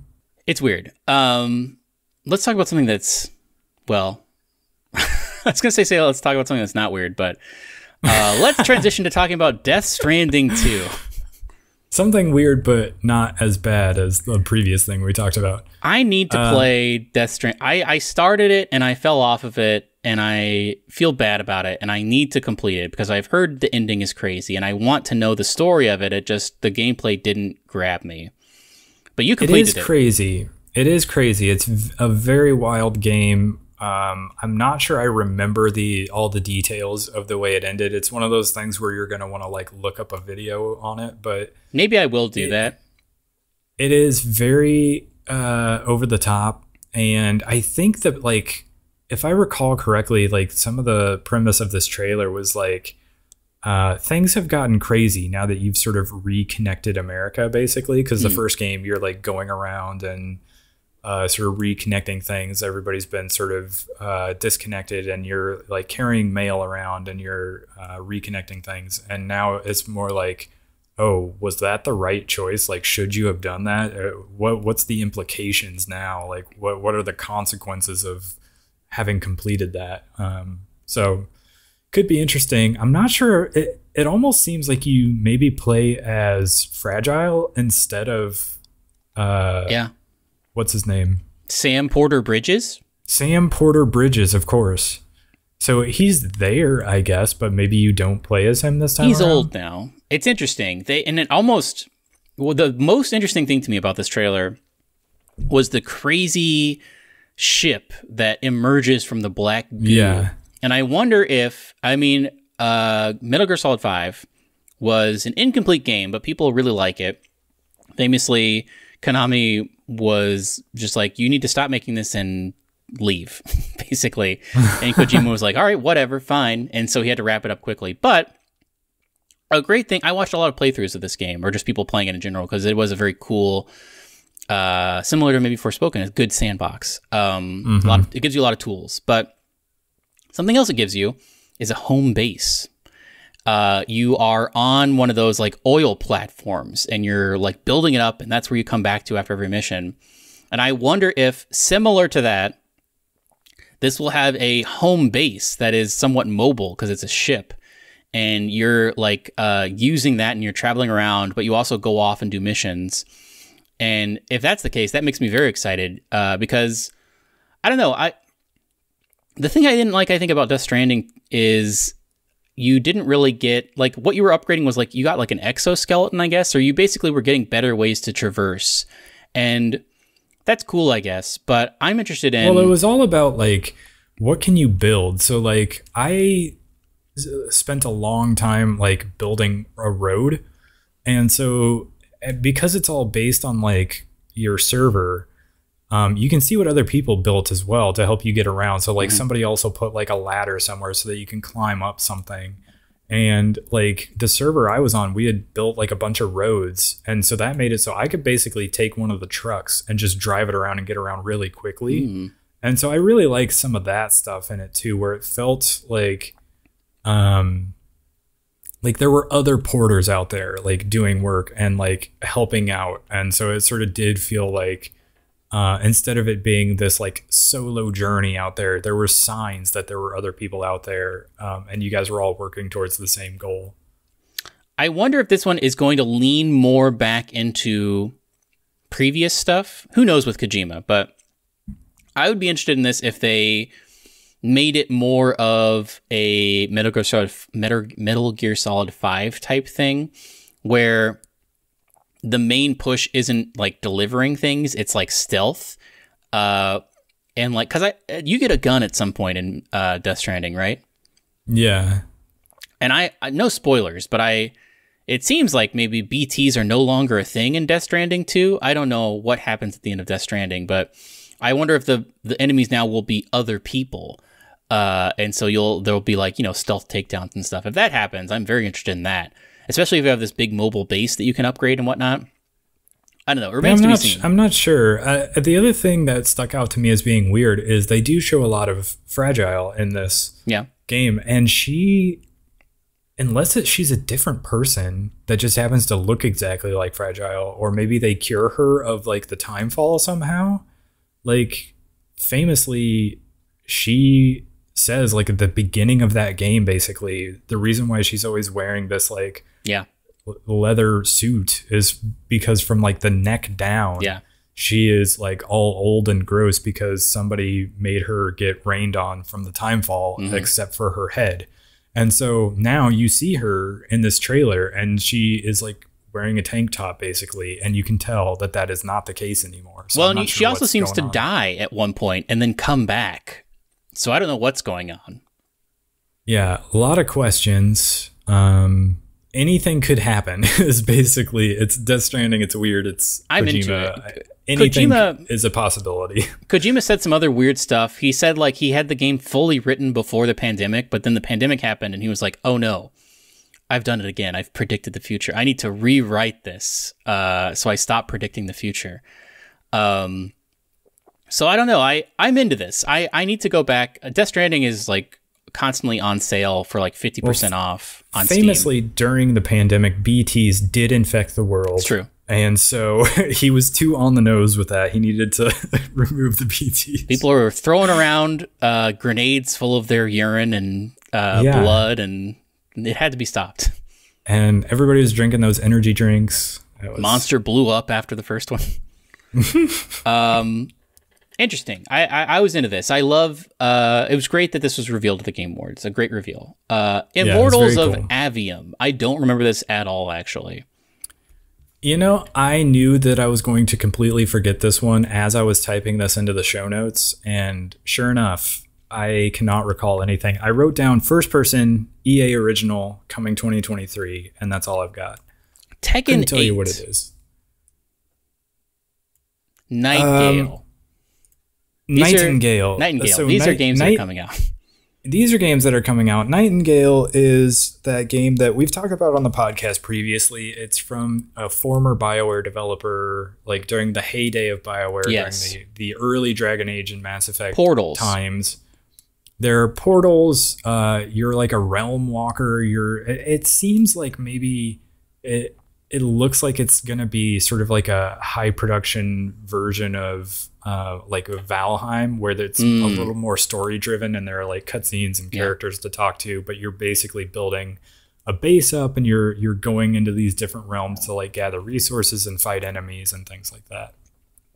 But I don't know if that's for sure what it is. That's just what it looks like to me. Yeah, I mean, it looks interesting, but it's not something where I've been fully captured by it. Unlike Baldur's Gate 3, which is something I am fully captured by. Did you play the like early release stuff? No, I'm saving it for when it fully comes out, and I think it's going to do good because people are all about Dungeons and Dragons right now. People are into it for sure. That movie's coming out with Chris Pine that I think looks actually very good. I feel like every couple of weeks there's a new like 30-minute. I guess we haven't talked about this, but there's no Dungeons and Dragons edition 6. There's no 6th edition. What they're doing is they're creating what they're calling one D&D. Maybe we did talk about this on the podcast, but I'm all about it. It seems great. They're going to also have a virtual tabletop, and there's going to be more stuff. It's going to be taking it into the modern age where it's going to be easier to play online. Unfortunately, this is just a little rant I have to do. The way that they're doing this, so they're doing it in a very cool way. What they did with 5th edition is they did a bunch of play tests, and they would get feedback from the community, and they would use that feedback to shape 5th edition into what people wanted. And that resulted in a pretty solid game, I would say. 5th edition is great. It's a lot more theater of the mind, and it's you can play how you want, and I think it's a very solid role-playing game. They're doing the same thing with 1D&D, I think is what they're calling it, which is, I think, a confusing name. But the way so they're putting out these playtests, which are very interesting, and I like to read. But then the way they're talking about them, it's being produced, I think, in the wrong way, because they get these results. They have like talking heads basically about these, like, I want concise, interesting things about what's going on with this class. Like, how are wizards different in this coming game? But what they're doing is they're releasing 30 or 40-minute videos of 2 guys talking, facing each other, wide shot. Just like having this very long, boring conversation without timestamps about like what's going to be happening and like what this playtest has and changes and whatnot. And it's not produced well, I think. It needs to be more graphical. It needs to not just be one conversation with no edits. It's not good. I want to know all this stuff about playtest, but frankly, the best way to do that is to just read the playtest. I can't watch a video about it unless it's by some third party doing a video about it, which is what I've been having to do. I can't go to D&D as the source because it's just these 40-minute videos of the same two guys having an extremely boring conversation about this stuff. Very dry. That's my rant. But I'm very excited for Baldur's Gate 3. I think it's going to come out at a great time when people are peak Dungeons & Dragons ready for it. And I love Divinity, and I think it's going to be a great time. Yeah, I think, I don't know, I'm not super into the whole like CRPG thing. Yeah. But I might check it out as well. We'll see. Depends on when it comes out and what else is like happening around that time. But what was Wayfinder? Wayfinder, I don't know if I have this wrong, that it's like the same developer or like publisher of Warframe. I don't remember why they talked about Warframe. They said they got help from the team, I think. Oh, okay, that's what it was. No, this seems like maybe it's a PlayStation exclusive, maybe it's a timed exclusive, but it looks like, I mean, the art style of it is basically Darksiders or like World of Warcraft, or it looks very Blizzard-like to me. But it's like I don't know. It almost looks like a Destiny style like looter game where it's like a shared world type of game. So I'm not sure what to make of it, but I was watching the trailer for it, and one comment cracked me up because it just says World of Snorecraft. So I don't know if people are into this or if it just looks too much like other games that already exist. But Fire Emblem Engage, are you engaged with this? I will probably play this game because of how much I like. You'll engage? Three Houses. So yeah, I will engage with it. Sky Children of the Light is doing a concert with Aurora. I don't know who Aurora is, but that was a thing. That was a thing. Diablo 4. Concerts and games? Are you into that as a thing? I don't know. I'm going to say no. Okay. What do you think about Diablo 4? I don't know. I haven't played a Diablo game. I guess I played briefly Diablo Immortal before it became clear that like end game was just like pay to win. But I played 3 for a while and it was fun, but I'm not one of those guys who has like a long history of playing Diablo 2 and was like, oh, it's one of the best games ever made. I know those people do exist, and I think that Diablo 2 stands out as being a great early PC game that people have a very soft spot for, but I've heard good things about this. All of the articles I've read, the headlines have been something like, oh no, Diablo 4 is maybe good. So like people don't like Blizzard and are not into them as a company, but especially after Diablo Immortal. Yeah. So, but this might be good. So, but yeah, all the previews make it seem very, very good. The ones I've seen have also been very positive on it. What do you think about this Burning Shores DLC for Horizon Forbidden West? I think it will come out right around the time of another open world game, and that other game will eat its lunch. Yes. April is going to be a rough time to release games, I think. A safe bet that if Horizon is releasing anything, that something else will come out a week before or after and totally eat its lunch. Some tears will be had by them, I think. Probably. Tears of the Kingdom, perhaps. Tears of the Kingdom. I don't remember I don't remember a lot of these second half of this session, but Blue Protocol? Blue Protocol, what a weird name. Looked like sort of maybe an action JRPG that reminded me a lot of like the setting of Xenoblade Chronicles, but like the gameplay of Tales of Arise. So curious to see more of that. Do you remember? I almost, when they first started showing it, I thought of, for whatever reason, the fact that blue was in the title. It made me think of that Blue Dragon game that was like a 360 exclusive. Do you remember that? No, I don't remember that at all. It was like this, I feel like it was I never played it, so I don't know what it was, but I feel like it was maybe like this really weird, like Japanese RPG, like action RPG. And it was like beloved, but like nobody ever played it. I don't know. I don't know how it was. It was like a real rare sight to see, because like at the time I worked at like a game store, and so whenever one of those came in, everybody was like, "Whoa, this thing is here." But I don't think it's tied to that in any way. I just thought, is this a sequel? But no, it's another not. thing I don't remember is Remnant 2 From the Ashes, question mark, is what your notes say? I wrote that down as I was watching the trailer. I was like, this looks like a sequel to Remnant From the Ashes. And sure enough, they just call it Remnant 2. They didn't have the From the Ashes part, but that was a game that people liked. It was sort of a Souls-like third-person shooter that I remember having like its day in the sun when it came out. People were really into it.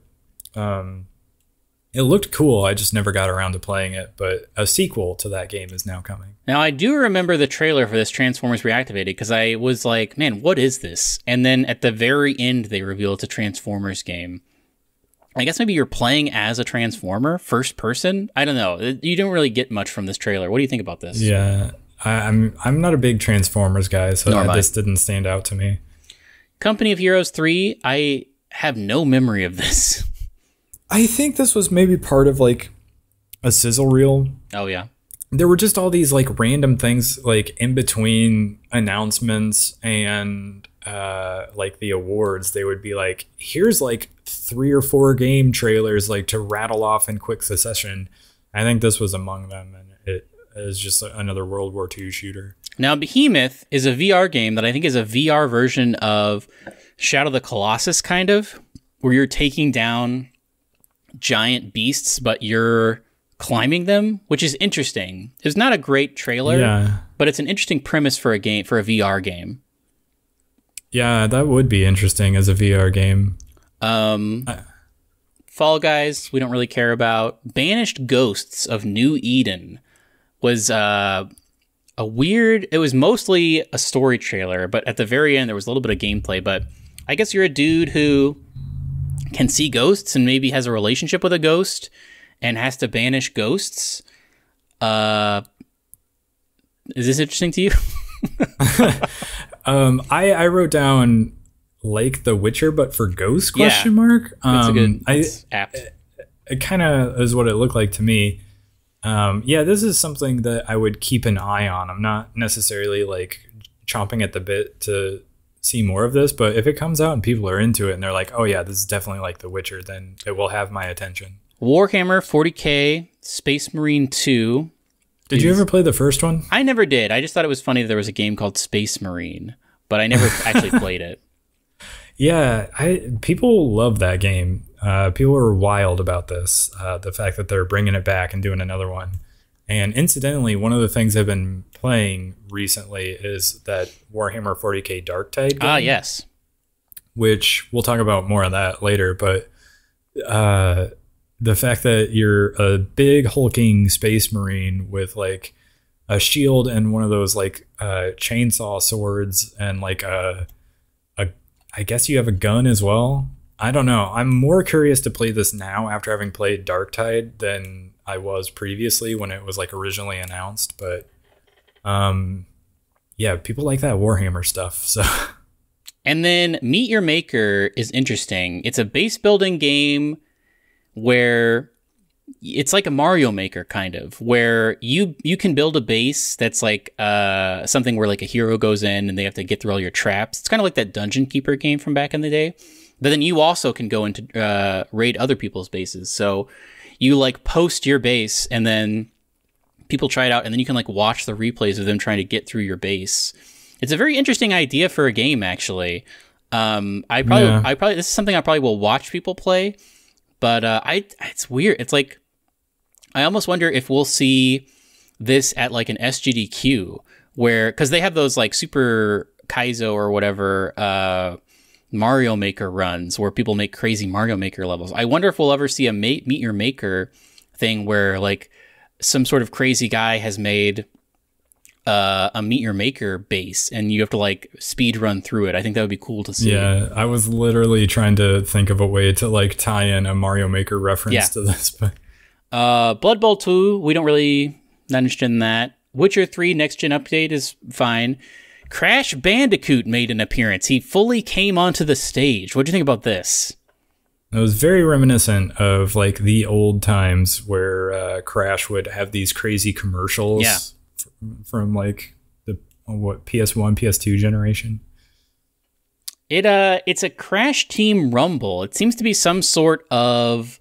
Is it supposed to be like Smash Brothers but with I don't Crash know. Characters? I think it's more like mini games almost, or like you're trying to accomplish. It almost looks like Gambit to me, where like they like Destiny 2 Gambit, where you're in a setting and killing people, but you also have to like collect things and drop them into a hoop at some point. I don't know. It's weird. Oh, interesting. Yeah. I'm going to have to go back and rewatch that trailer. Lords of the Fallen. Now, I watched the MinMax crew talk over the Game Awards because they add like context for things since they work in the industry. And there will be trailers like this that I have completely forgotten about and have no insight into, and they'll like say, oh yeah, this is from so and so I always think it's interesting. But they had the perfect description for what this looks like, and they were like, this looks like Elden Ring by way of Hot Topic. And I was like, oh, that's actually very accurate. Are you gonna check it out? You're famously an Elden Lord. I am an Elden Lord. I don't know, like maybe it's just because the games that came out after Elden Ring that were Souls-like games that I have tried, I was not into. So I don't know if maybe Elden Ring was a one-hit wonder for me, or if it's just there's some sort of magic about Elden Ring that none of these other games are quite capturing. But I would maybe watch somebody play it. Then I muted the television again because what's this guy's name? Madsen? Michael Madsen came out looking rough, and also two other guys in suits. And he talked for a while about something, I don't know what, because I had it muted. And then he revealed the trailer for Crime Boss Rockhay City, which is some sort of 90s first-person crime sort of GTA-esque game, I think, with a ton of 90s people in it, including Chuck Norris, Danny Glover, and Vanilla Ice. Vanilla Ice is in it. There was a lady in it too. I can't remember. Yeah, the girl from what is that crime movie?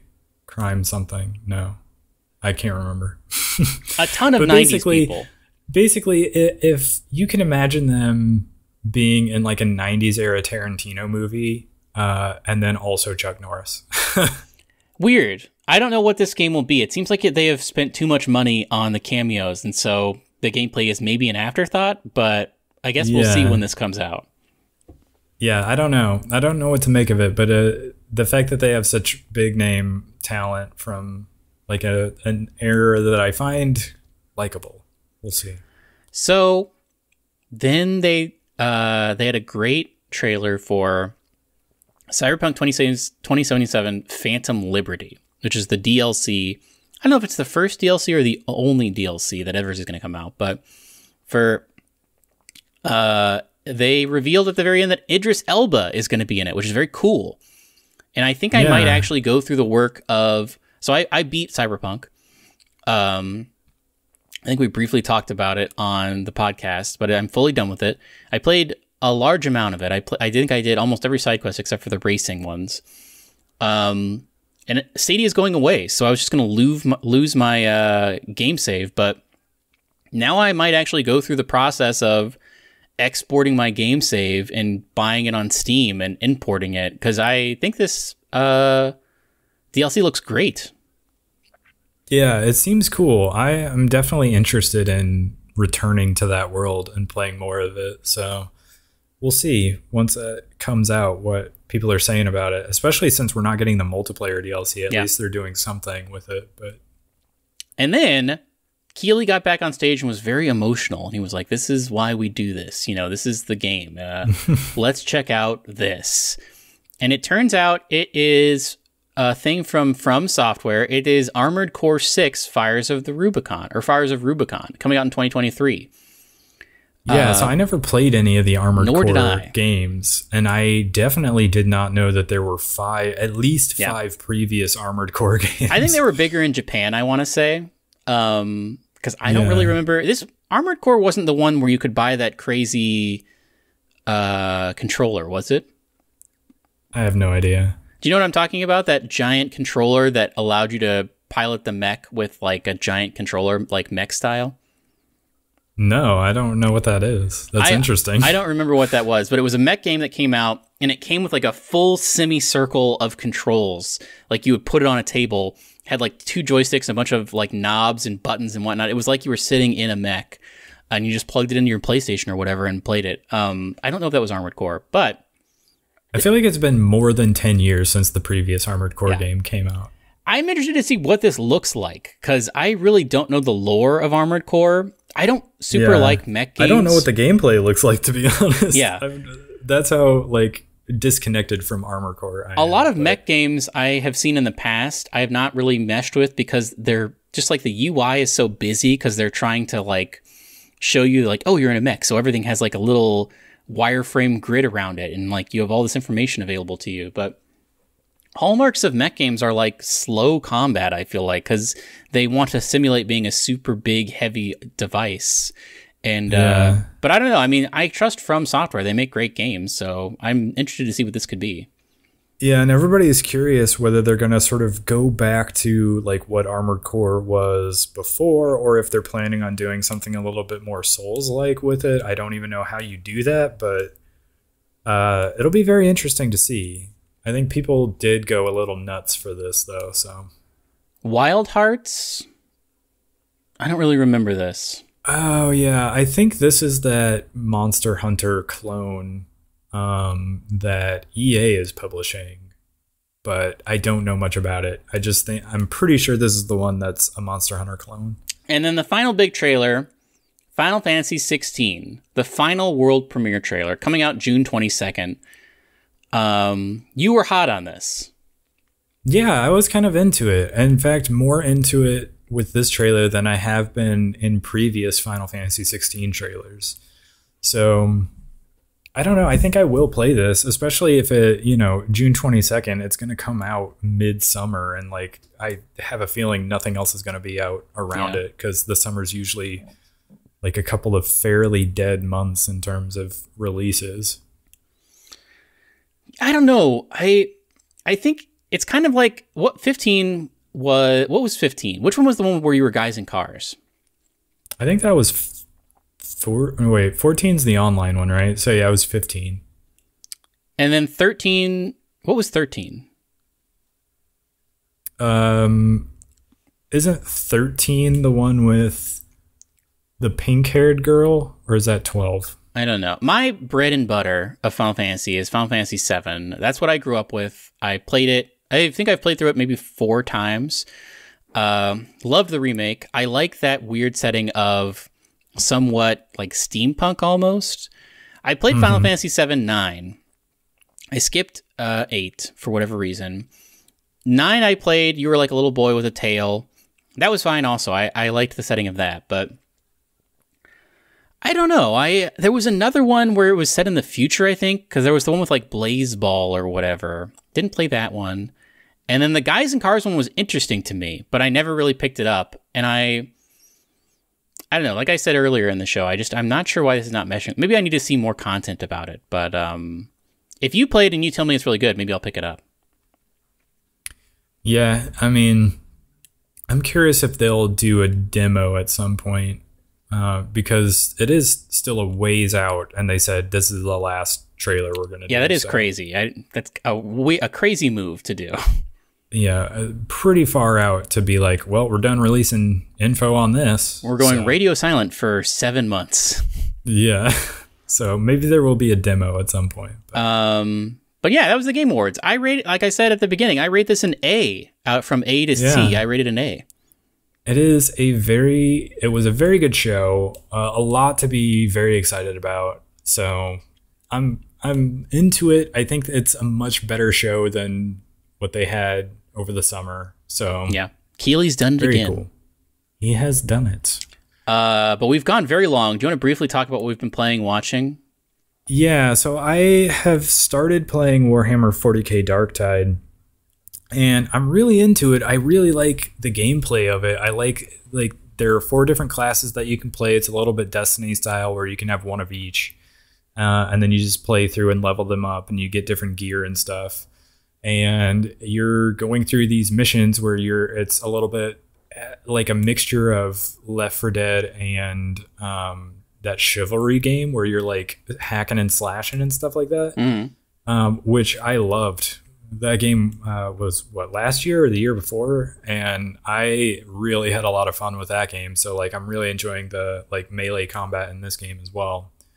And yeah, it's just a lot of fun, and I think the classes are very cool. It runs horribly. It is so bad. Like it takes like 10 minutes to load into their version of the tower, and then you queue up in a mission.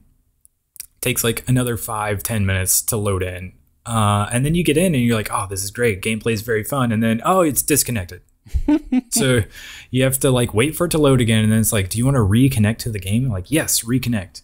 And you got to wait the like 2-3 minute loading time to get back into it, and then you get into it, and of course whatever progress you made in the first part before you were disconnected, you've lost that progress. So you get whatever you had the second time you connect. So that's kind of frustrating, and just like constant disconnects. And I've had a couple of hard crashes as well. It's just, it needs, like, they should have delayed this and not have it come out this year at all. Like they needed that much more time to work on this. I had tried playing earlier this week, and I played 3 rounds, and I got disconnected from the server in all 3 of them. Wow. And on the last one, like I couldn't even reconnect to the game. I was able to reconnect the first 2 times, but not the third. And I was just like, I can't deal with this anymore. Like they just need to like do some updates. I'm going to give them until like next year to like update this, and maybe I will try it again. But it is a very fun game that I like a lot, but it is in very rough shape. That's a bummer. Is it in alpha or is it fully released? It's fully released, but it feels like you're playing a beta. Wow.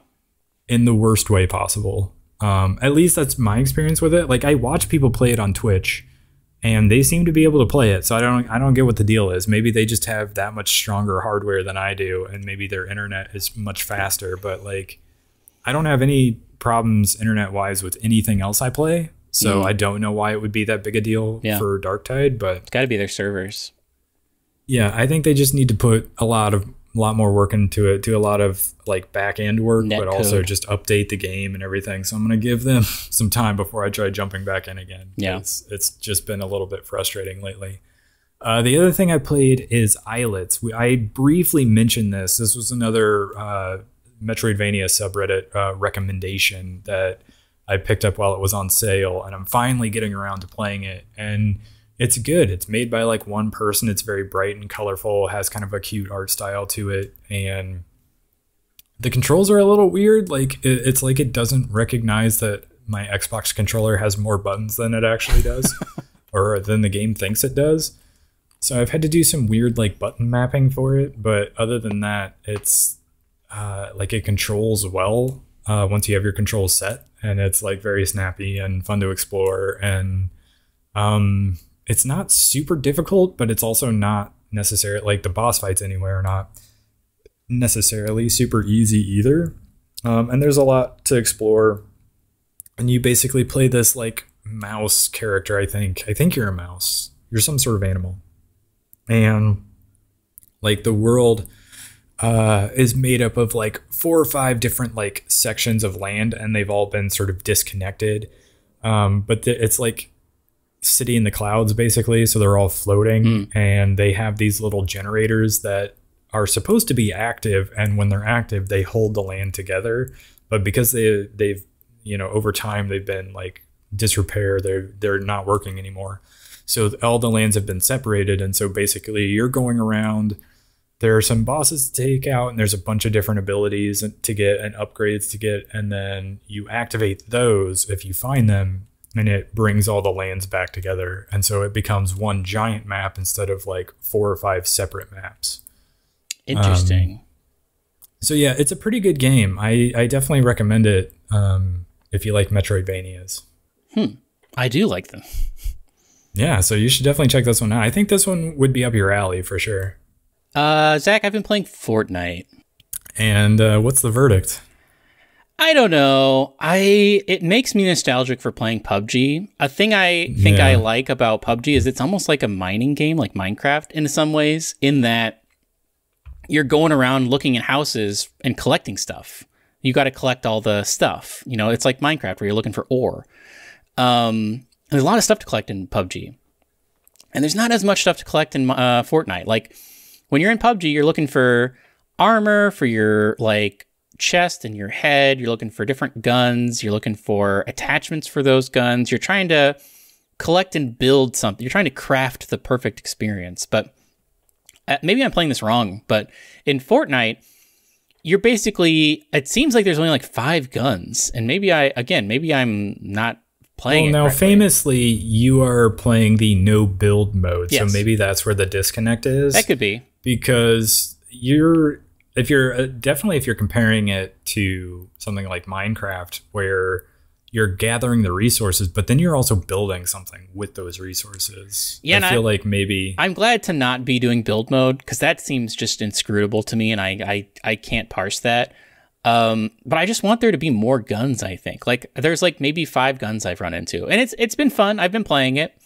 I'm going to continue to play it. I spent $8 to get the Doomslayer skin, so now I'm the Doomslayer running around. It is crazy, because like you drop into it, and it's like almost being in a TikTok, because like there's all these songs you know from TikTok, and people are just blasting them and doing dances, and they're all crazy characters like Spider-Man and like Naruto, and it is crazy to see. Like the Xenomorph is walking around like dabbing and whatnot. But I'm going to continue to play it, I think, a little bit off and on, just because it is, I mean, it's so easy to drop into a match, and it's so refined. And also, one of the reasons I picked it up is because they just released it as being on that Unreal 5.1 update, where it like uses nanite and whatnot. And I can't tell if I have that activated or not, but it does look very beautiful, and it runs so smoothly on my computer. And also, like, the time to kill is higher than something like PUBG. I think if I have, like, almost re-downloaded PUBG this week because of it, but PUBG is, like, I feel like the skill ceiling is so much higher. Like, you can snipe people from so far away and just, like, your match is over. Whereas this, so many people are playing Fortnite, and it takes, like, you first of all, you drop in, like, every 30 seconds. It's not even 30 seconds. You can just start playing a game. But also, I feel like I survive longer, and I feel like if I re-downloaded PUBG, I would die immediately, because my skill level is not great. Whereas Fortnite, I feel like, is matching me with other people who are not great. So now, I don't want to burst your skill bubble, but you are playing against bots. I was initially, for sure, but I have started to not win. But the first couple rounds did feel really good. They do, I think, start you out, I think at least with, I think probably it's like a level-based thing when you get to like level 5 or something. But I have started to play real people, and I get up into like the 30s usually, but that's usually because I drop far away from everyone. So by the time I get to people, pretty much everyone's already dead. But it's been good. I wish I hope for more variety in the tools you get, but I'm still playing it right now. So I guess we'll see. I really want, and I think this is going to happen, I want them to release Chainsaw Man skins, because if I can play as the guys from Chainsaw Man, that's great, and that's all I really want. So I don't know. I'm gonna continue to check it out on a day-by-day basis. No, so I played a little of it earlier this year too, and I will say I think I liked it better than PUBG. I also played only the no build mode, but I don't think I would ever play the build mode. Yeah, that would be too much for me, I think. But I also don't know that I love battle royales enough to play like a ton of it, but maybe like every once in a while I have a lot of great memories of playing PUBG early on, before Fortnite was even a thing. And this is somewhat recapturing it, but again, I wish I had more. Like, I'm pretty much done looting after I've been in two houses. And then I can just like... I didn't find that necessarily to be the case. I did a lot of exploring and gathering, and I felt like I always found a lot of stuff. So maybe I'm just not gathering stuff enough, or I'm not finding the right maybe chests. You're just falling too far on the outskirts. Yeah, that could be. I don't know. I don't really know the good places to drop, and this is a new map. That's another reason why I got into it. I was like, oh, this new map, no one's going to know about it, so maybe it'll put me on even footing. But maybe I need to watch a YouTube video of like the best places to drop. Yeah, and I think they do the same thing that like maybe Apex does, where it's like different tiers of loot, sort of the color based. Yeah, there is that. But Apex is another great example where I feel like I have so many options. Like there's so many things I could do when I drop into an area with Apex. I could pick up so many different kinds of guns. But with this, it's just like, again, like 5 guns, different rarities for sure. But it's either like a pistol, a shotgun, or an assault rifle. Or there is one gun that I really like where when you right click, you aim down sights, and like it goes fully first person, which I enjoy. But I wish more guns could, like, I want to put attachments on stuff and like adapt things. Well, have you found the one that has like the heat scope, I think it is, or it's like the infrared scope? No. Because that one I found to be pretty good. Like I found a lot of stuff like that. Like I found the ones that have like the, like I think it's the ACOG sight, or like a... I don't know if that's in the game anymore. I feel like they rotate stuff out, because right now I'm only finding those, and like there's a gun that shoots a sword that explodes. I'm finding that a lot. Yeah. I'm finding a hammer a lot, that like when you hit the hammer it allows you to like jump over stuff. Huh. I'm a little bit interested to see like what that new like Unreal Engine 5 thing is like. It's crazy. That makes it look better. If you haven't watched any videos on that 5.1 update that introduces nanite and whatever that other thing is, there's a really good video about how like they show in real time, like, well, this is what trees look like in the old way of rendering things, and this is what trees look like now, and it is like very impressive. I'll have to check that out. We've gone long, as you said, so why don't you give us your parting wisdom? My parting wisdom is something I prepared, and now I'm going to say it. Okay. Right now is when I'm going to say it. Here's something. Okay, here it is. If you have a cat, cats love flowing water to drink. But something you got to do is you got to put it far away from their food, because if the flowing water is right by their food, they're going to drink it less. So if you've got a cat, get a fountain for them and put it far away from their food, and they're going to love it. They're going to drink it all the time. Why does it have to be away from their food? I don't know. They're just picky like that, I guess. Cats are crazy. Cats are crazy. And on that note, we'll catch you on the next one.